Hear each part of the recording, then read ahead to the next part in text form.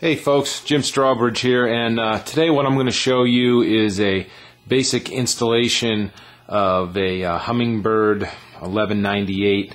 This could pretty much be anything, doesn't have to be the 1198, but this is the one with the down imaging and side imaging series, so that's what I'm going to go ahead and show you.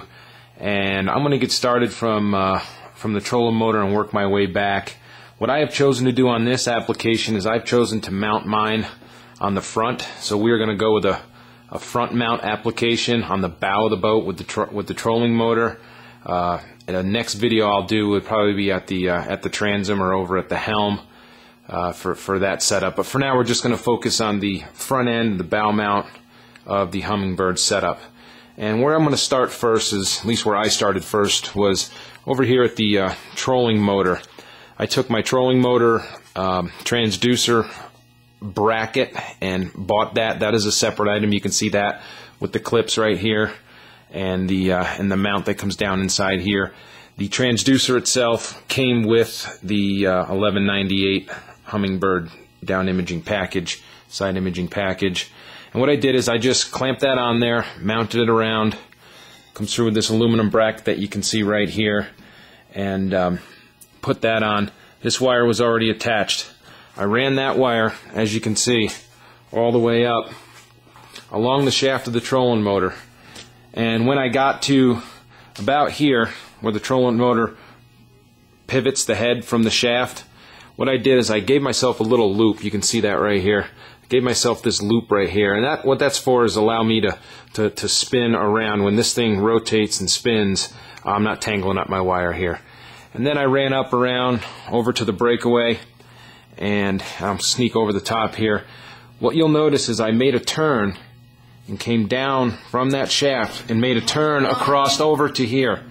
I stayed away from the trolling motor head, and I stayed away from the trolling motor wire because this is pulling a lot of amps and this is pulling a lot of draw, and I didn't want to get any interference with my unit from the 24 volts coming through down here through the pedal and the trolling motor. So that's a pretty important step. You want to make sure you're away from that. So once again, I'll try to show you a wider view here.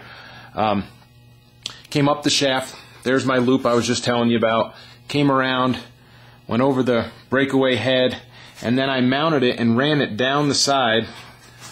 Give me a second here. Come over here. Show you that.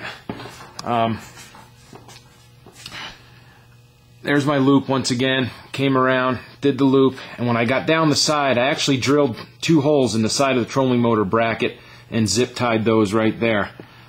Here's an important part. I found out where the trolling motor actually makes a pivot on the mount of the trolling motor base itself, and where that pivoted is where I decided to make my turn. And what I did is I just went through the back of the cover on the front of the bow of the boat, where you would normally mount a unit if you were doing an in-dash mount. I just drilled a hole simply right through the back right there. I know it's kind of dark, but there's a hole on the back side of this plate, kind of rolls over and comes down.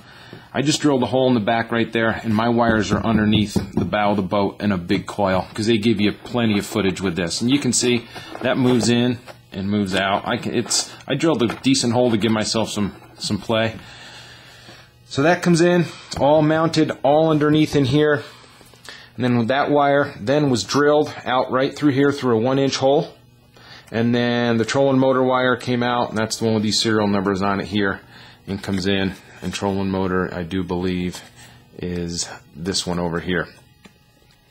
Is this inlet over here. Don't hold me to that. It's one of these. Anyway, so that's basic trolling motor installation. So went from the transducer, ran the wire up the shaft, created my loop, went around, came back down, came in the bow mount area of the boat itself, the plate, unscrewed that, put it through the back, and came out over here.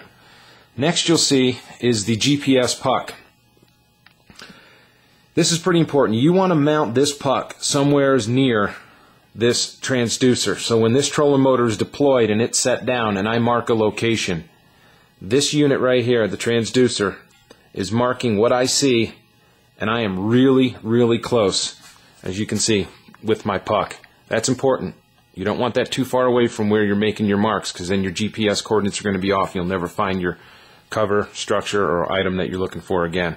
So anyways, this puck came with this single wire that came out. Now there's two options with this puck. You can drill a hole, 1-inch hole roughly, a little smaller probably, 3/4, drill a hole in the boat, and you can pass this wire down through, and then you will also have to drill these two holes right here to mount it. I kind of took the lazy way out and didn't want to drill holes in my nice new boat, but since I was going so close, I just laid the wire down. You can see there's a little arch that can sit down in there, notches out, and I just ran it right through, and once again came back into the mounting cover on the bow of the boat. Just drilled a 1/8 inch hole through there or so, and just passed that through there. Once again, those wires are all coiled up underneath down in here, and one of these two wires right here is the GPS puck. So we have the trolling motor puck, or the trolling motor transducer wire, and the GPS puck wire is right here. This third wire that you're seeing right here, that is the power cable that powers up the 1198 unit. Okay. Once again, I was lucky enough, and Nitro Boats was nice enough to give me an already fed wire from the battery right up underneath this inside here. So anybody who gets the new Z7s or the new Z8s, Z9s, there should be a dedicated wire all the way run up here already. So it made it really simple for me to install this. This line here, the power cable, was provided to me from the Humminbird combo unit of everything, so that was already included. So that was a simple hookup. So once again, under here, there's just basically a 1-inch hole drilled right in here, and then all three of these wires came out.